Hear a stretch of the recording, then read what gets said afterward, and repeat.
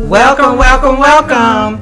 We are the two urban girls. I am Kalia. And I'm Michelle. And we are here today to give you some exciting information about college tuition and filling out that FAFSA. We know that 2020 and 2021 has been a year for you all, but you made it and you're almost there. So before you get ready to go to college, we want to help you make sure that you fill out your FAFSA correctly.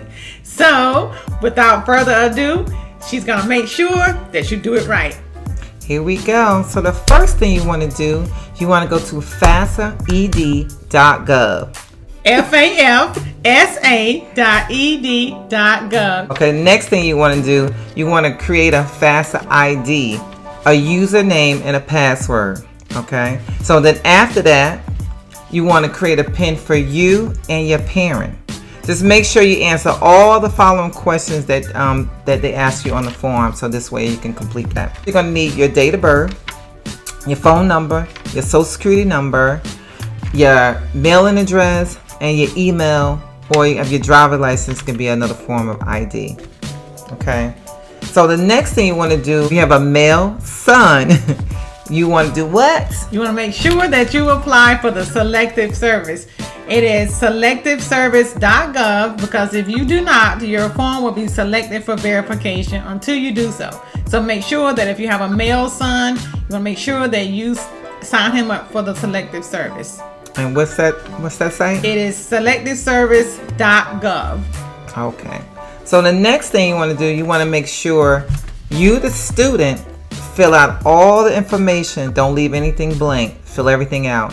And then the next step is going to be a form for your parent. So they're going to have to fill it out too. So y'all can do it together. So you have to fill out your section, and then the parent has to fill out that section. That's why you need that PIN. So don't forget, you need that PIN in order to sign at the end. So remember, create a PIN and your parent create a PIN.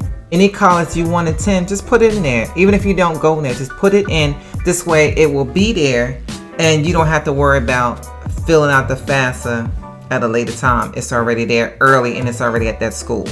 Okay. So the next thing you want to do is make sure that you have the school code along with those colleges, because if you don't have the school code, then it'll also be incorrect. Absolutely. So remember, when your parent fills it out, she's going to have to, or he is going to need their taxes, their 1040 or whatever form that they have. They're going to need that in order to complete their portion. And then it will be easier if you use the data retrieval tool, because that makes it what? Easy to apply. So if that way it eliminates all mistakes. If you transpose that 2 into a 3, it is wrong, and you have to start over again. So you want to use that data retrieval tool so to make sure that you eliminate all mistakes. So don't forget, when you complete it, at the end, remember, the student and your parent must sign it, and it's an electronic sign, and you also have to put your PIN in. So that's why I keep saying, make sure you, the student, create a PIN, and your parent create a PIN. All right. So the next thing what we want to do, we want to go through 10 common mistakes that we do on the FAFSA. Even I did. I know, I did too, and I had to go and read and do it over again. And that can be a pain, because then you got to wait.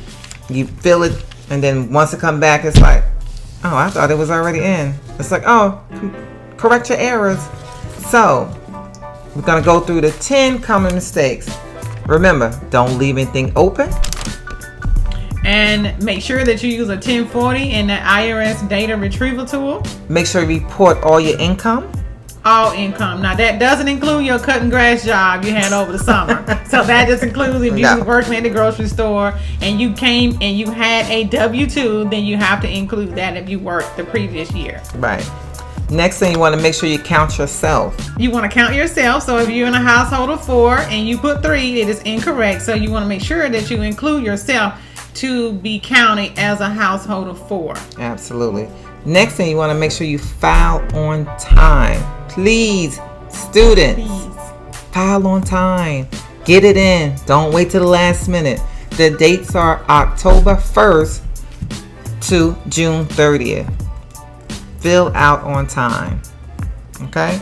So the next thing is, don't forget to add your colleges, because you can fill it out and it's so easy just to keep going because you don't think that's irrelevant. Make sure you put your colleges in, so this way that FAFSA is already sent to that college already. All right? So the next thing, don't forget to add the school code. And the last thing is, don't forget to sign it. Please, please, please, please, please do not forget to sign the FAFSA.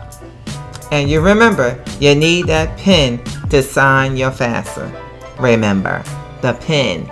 Create the pen.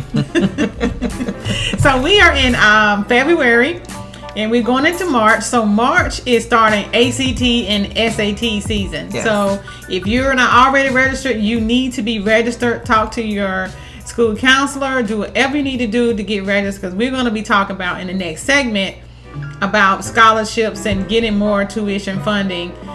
But you have to make sure that you fill out that, or take the SAT and the ACT. Yes, absolutely.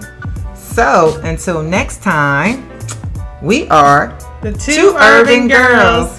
So click, subscribe, and share, and hit that bell. Ding, ding. Because if we know, you know. Until next time, have a good night. All right, bye.